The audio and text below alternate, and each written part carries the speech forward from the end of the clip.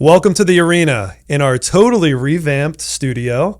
This is Arena 2.0, where we're going to be doing kind of a podcast format, and we're going to be talking to people on the ground, the boots on the ground, making it happen every day in real estate, mortgage, marketing, technology.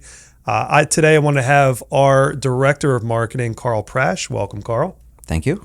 So this is a big day. We're filming this August 1st. And what is going on today, Carl? Mortgage-wise, the Treasury actually moved in the right direction, and lo and behold, interest rates the arrow is pointing down for the first time in however many months. And then from a real estate standpoint, at least here in New Jersey, we have the Real Estate Consumer Protection Enhancement Act that is going into effect right now, which is going to change the way that realtors and agents and brokers are going to be doing business moving forward. And it's a really exciting time. Yeah, you know that when you have something that's that many words in it, you know it's going to be a problem. It's definitely going to be confusing. I practiced for 20 minutes and I probably still got Say the words 5 times fast. I mixed them up. Yeah. Yeah, so we have big news going on in New Jersey. Real estate is now in a situation where there's a lot of lawsuits going on, a lot of change, and we were just talking about it in 2010. This same thing happened to our industry. So we're totally turned on our head, how we get paid, how we disclose certain things. It took years for it to become the new normal, but I'll say we're all still here, right? Yeah. Still here, still functioning. And I think our agents will do just fine, the ones that are prepared. So wanted to go over, Carl, you came on board not long ago. Your background is in mortgage. You've also been involved with real estate, held your license there. But really at this point, your specialty seems to be pointing more towards the marketing, branding, technology side. Why do you think that's where you naturally went to? First and foremost, much like with sales in general, I do love helping. I love being that person that you can call and you know is going to help you achieve whatever it is that's important to you at that time, both today and tomorrow. But I know from a real estate standpoint, a lot of the struggles from friends that I've made have been, hey, how do I get myself out there? Where's my next lead coming from, right? And how do I really market myself? How do I do it today? And then where do I need to be in 12 months? So following in a little bit of what you've done for the past 11 years, I know that you've been very big into the technology portion of this and supporting your partners. It's a surefire way to be considered, at least for me, as somebody that's going to be a go-to. And I built some really great relationships that I know that I'll have for the rest of my life going down this new path for me. And I can't even say how excited I am for what's coming tomorrow and over the next 12 months. So we've been meeting with a lot of agents, a lot of teams over the last few weeks. And obviously I've been kind of in this world for years now. And it seems the number one thing people want to talk about is branding. And when I hear branding, I think value. And then that ties into all these new rules that are going into effect. Realtors on the buy side have to come into an agreement with that buyer on how much they're going to be making. They have to have that upfront conversation. And I think that really what they're saying is, I have value that I'm providing and my time's worth money. Well, how are they going to show that value? How do they showcase it? I mean, is it a PowerPoint presentation? Is it whatever? So what are your thoughts on that, where more now we have to talk about that brand, talk about the value, and how are agents going to be doing that effectively?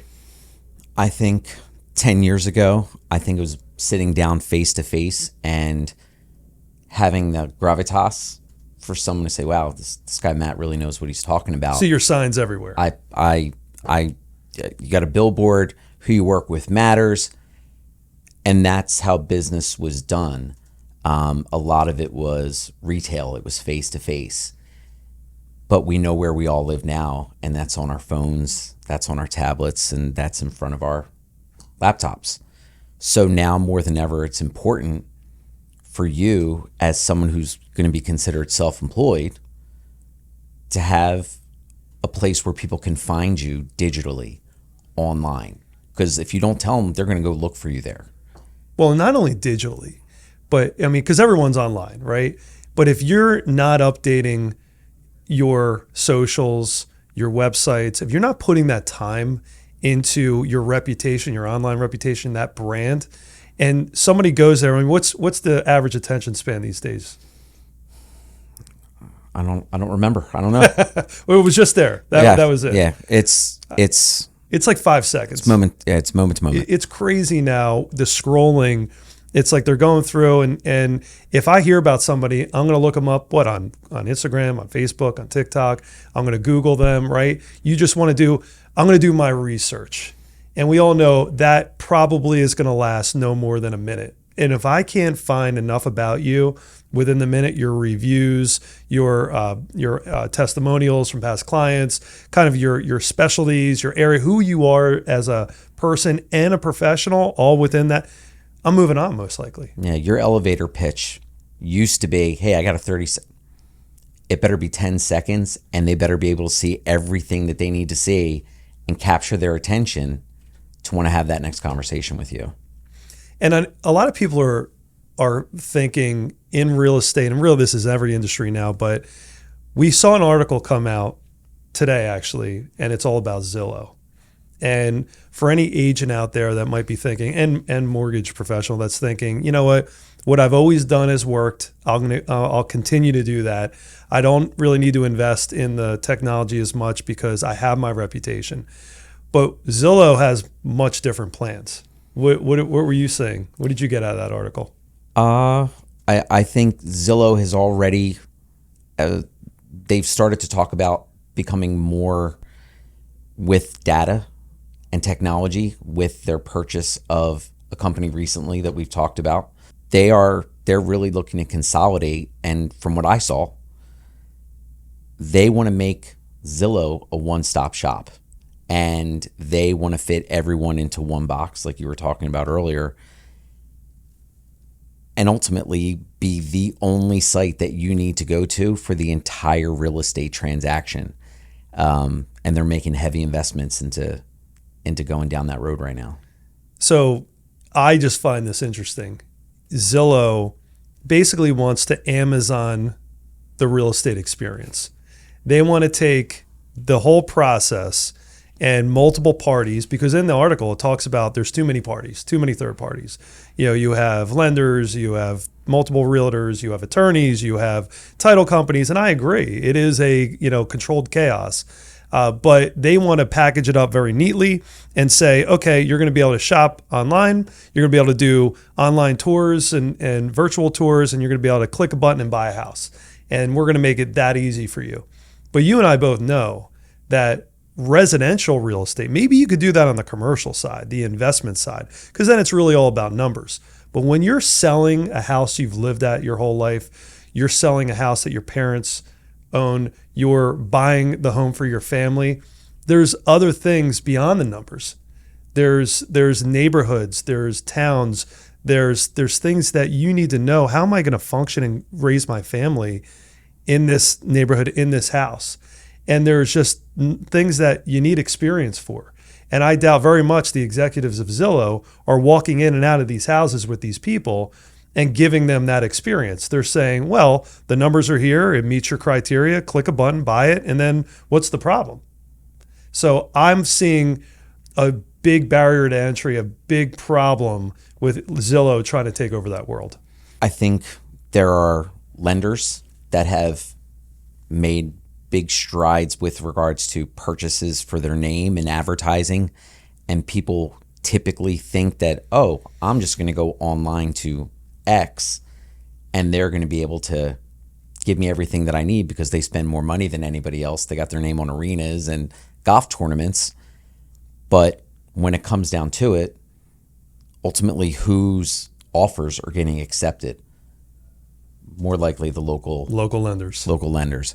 Who's building the relationships with these particular buyers in this market that we're familiar with, the local lenders. So while Zillow has every right to try and take over the world, I think it's going to be different when it's still a retail business and it's still a face-to-face and it's still, hey, I want to talk to somebody at 8 o'clock.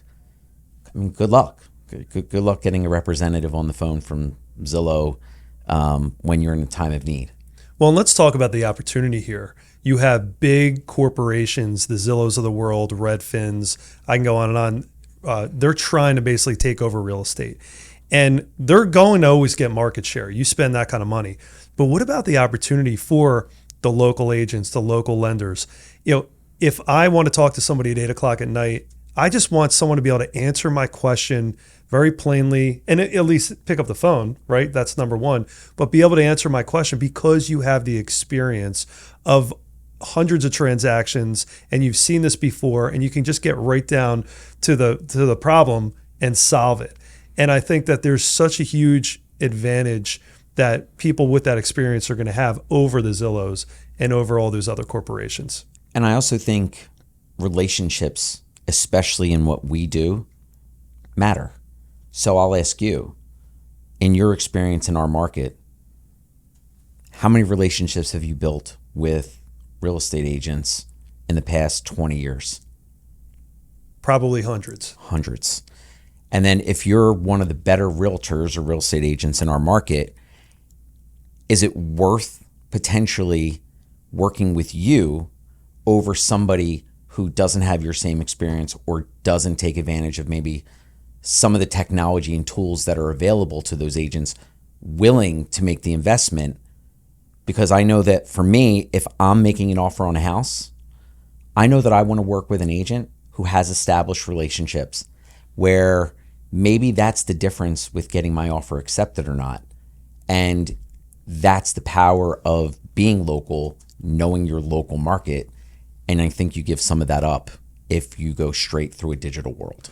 You know, you just touched on what I think is the biggest surprise to people that are just getting into real estate. Meaning they want to buy, they want to sell, right? They think, I'm going to use whoever I want. I'll use a realtor who's my cousin. They're going to, reduce their commission. I'm going to shop around for the best rate, and I'm going to use this online lender. It says they have good reviews. They're all equal, right? They're just giving me a mortgage. What's the big deal? And then all of a sudden, their offers aren't getting accepted. Their offers aren't being presented the right way. That lender that they chose isn't picking up the phone to make the listing agent feel comfortable about them and them as a buyer, how strong they are. And then all of a sudden, they miss out after house and opportunity after opportunity, and then they realize, oh my God, this is totally a different game than I thought it was. And a lot of them are actually kind of pissed off because they're going, this makes no sense. But real estate is so local and it's so personal because, again, you have people selling their home. This is their house. They want people they can trust. Who do they trust? Realtors. The realtors that have the brand and the presence and the value. And they want to get those people in who then are going to be able to take this house and present it in the best possible way and advise them in the best possible way by going with other agents and other lenders that they know we're going to be able to work as a team to get us to the finish line. Not we're going to go with a Rocket Mortgage or some kind of big corporation or an agent that I don't know. Versus, because all things being equal, offers all coming in. If you have an agent that is brand new, a lender that is not local versus a experienced agent that they have a working relationship and a local lender, they're going to go with that offer all day long. Every single time. Yeah. And a lot of buyers have to and do learn the hard way. And we'll just keep supporting them until they come around. But sometimes you just have to learn this is the way of this current market, especially in our current market.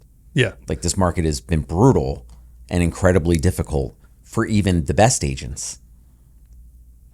So I want to switch gears a little bit. We at Max, we have Maximus Mortgage, and then we have Max Marketing. So you're the director of the marketing company. You are sitting with teams and agents, and a lot of people look at us and go, well, why do we have anything to do with marketing. You're a mortgage company. Just do your job, and that's good enough. And it's tough sometimes for me to explain it. So I'm going to turn to you. Why do you think we naturally moved into that marketing space, and especially with helping our referral partners? Our referral partners are very, very good at the relationship building, and they know our markets, and that's where they're spending their time looking at the data inside their local MLSs and building relationships. What many aren't terribly comfortable with, or at least haven't been, getting in front of a camera, filming content, coming up with marketing and ideas that don't necessarily cost money, that they don't have to go out and look for someone to say, hey, can you offset some of this and co-brand with me? And what we do, and what we do incredibly well, is we bring that aspect to the table daily without you having to ask for it. We're bringing ideas to you. We're teaching you atomic best practices, right? And we're making sure that you execute. And it's not so much as an accountability coach. We're your partners. Like, we're never going to be as successful as we can be if we're not helping you get to where you need to be. And that's where we're going to slide in with not just the ideas, but the technology and then the execution behind it. So if I'm a real estate agent, I'm watching this, and it's okay to break all our equipment. So we're sitting here, if I'm an agent watching this, and I want one thing that I can do that's going to help me grow my business. What number one thing would you say that is? Working with us. Besides working with us. Oh, all right. Making sure that you're managing your database effectively. That's the number one thing. Yeah. It's growing, and then it's managing. So how are you attracting, capturing, and interacting with, and then converting everyone that you meet? If you can't answer that question quickly, herein lies the value of working with a partner like us. You know, it's so funny. I think that people just hear database, and they're just like overwhelmed by the word. They're like, I don't know. I got people on my phone. I reach out. I text every once in a while. Most agents, and I think most people in general in the referral based field, kind of just use social media as their CRM and to keep tabs on everyone. Or they think, well, I'm posting closings, or I'm posting what I do here and there, and people see it, right? Do they? Who do you know? Who knows who sees it? You're trusting an algorithm basically to run your business for you. So how many people do you know sees your content, if you're even doing content? And then what's your conversion rate? Are you spending money on ads? What's the ROI, the return on investment on those ads? So I feel like a lot of people can't even answer those questions. And so if you're one of those people, what do you suggest? If you're somebody who's not managing if you're somebody who can't answer that question in terms of ROI, I suggest having a conversation with somebody fast about what's out there that can help me do those sorts of things. Like, how do I manage it better? How is it that I can track? How can I review the metrics in 6 months and then see where my time was best spent, where my money was best spent? And I think you and I, we both know the answer because it's all we kind of talk about these days, and that's CRM. Yeah. And I think that the other mindset, you have two mindsets when it comes to technology, especially a CRM. You have one mind that says, this is an expense. This is an added expense that I'm bringing on, whatever the monthly cost is for a CRM or other technology for the business. And the other mindset is, this is an investment. And so I think that the people that feel that it's an investment, they see the forest through the trees. They can see the future of, okay, if I can organize this database, right? And now people are getting not spam, but they're getting real content that's helping me build relationships with them, things that they want to see. Then how many more of those people am I going to convert down the road? And then a year from now, How much more business do I have? And guess what? You're going to be able to answer the question because you could see this deal came originally from this lead source. It took X number of months to convert, and this is how I did it. And by the way, I like how that happened. I'm going to invest more in that. Or I have other things I'm spending money on and putting effort into that's really not yielding any kind of results. You know what? I'm going to leave that alone. I'm going to take that money and invest it elsewhere. That is the conversation that we're having every single day. And the sooner someone starts on that path, the sooner they get to the point of, now I'm making informed decisions versus throwing things against the wall and just simply trying what a friend or colleague has tried, or hey, I saw this online, or I responded to a marketing piece. It's never too late to get started, and we're never going to judge somebody for getting to the party late. We're just going to be happy that they came at all. So we have a new program that brand new, just rolled out, and I figured we could talk about it now because it's a big problem, which is affordability, and a lot of people are sitting there renting because they don't know what to do. They're like, houses are way too expensive. I need to save money, but the problem is they don't have enough tools at their disposal to really understand how much do they need to save, what's their real credit score.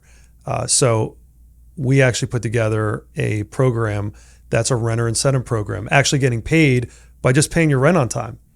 And I think that that's probably their biggest gripe is I'm paying my rent on time, paying a fortune, I'm getting nothing out of it. Or at least when I have a mortgage, I'm paying down that mortgage. I'm building up my wealth, my equity. So this program is going to reward you for paying your rent on time, going to give you access to your real credit score, which I can go all on that. The Credit Karmas of the world, that is not the credit score that we use. And people don't understand why when we do pull the credit, it's different. So they're going to have access to the real credit score. They're going to be able to set a budget on saving for the house. And it's actually going to help them track that budget.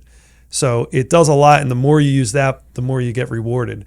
So you could have upwards of $1,500 at the end of the day, which then gets applied to buying that house. That's a real credit, real money now that they have to buy that house. And where do they manage this? They do this, they have to go online it's all an app. Right from their phone. Right from their phone, which of course is where everybody's on anyway. Right. So for doing something that they're doing anyway by paying their rent on time. They're just literally doing what they're supposed to be doing and getting rewarded for it. So really excited to roll that out. And of course, I will have more information on that in the coming weeks. You're so excited. I'm really excited about that one. You are meeting with agents that are individual, you have big teams, kind of all sizes here.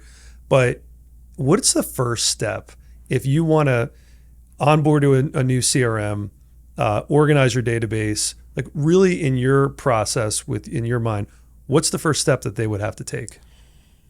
The first step that they would have to take is they need to have a conversation, and we really need to understand where they're at right now. Like we have to see what's working for you, right? Hey, what are you doing well? And then we want to see where there's some potential challenges or opportunities. And once we've done that, then we're going to customize within your CRM and your particular plan, because no two agents are the same. We're going to outline, this is what we're going to do to get you to those 12-month goals, 36-month goals, 60-month goals. And again, since we're using one system that you're going to be able to take advantage of for all of your management, we're going to be able to track it, and we're going to be able to see it in real time and go back in 6 months and say, hey, are we on track? But that is where we're starting. Love that. I think that a lot of agents, when they look at these CRMs, they think of, and I'm going to credit Sky Michaels on this one, they think of them as CSMs, not CRMs, and the S stands for spam. Yeah. He's going to love that I just brought that up. But the spamming, I think, is what holds most people back from these systems, because they have built-in, boilerplate drips and automations. And they're not terrible, but they don't sound like you. And I think that's the biggest argument that I've heard. So that's why it's so important. Invest the time up front. Invest that in building that out, which half the reason I even got into these CRMs is because I'm into it. I dig it. I like the tech and I geek out on it. So I'll sit there and be like, hey, let's go through this cadence of texts and emails and stuff that your people are seeing and make sure that it actually looks good and it sounds like you, and we can scale it back or customize it. And I think having that focus up front and that investment of time just pays off dividends throughout all the years you're using these systems. And for anyone watching or listening, that investment of time that you're making as an agent, know that behind the scenes, me and my team are investing triple that amount of time just in you. So that's really what you're getting. You're getting a partner who knows that this isn't your specialty. And frankly, that you might be a little bit nervous or could have had a bad experience in the past, because I know that I've had bad experiences with technology and it made me a little apprehensive prior to really digging into what we're doing now. And that's why I don't judge in terms of, this, they don't work, or they hit my people with too much correspondence. Well, they've always worked.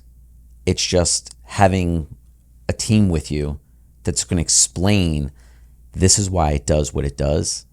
This is how to best take advantage of it, and not focus on the things that you're never going to use.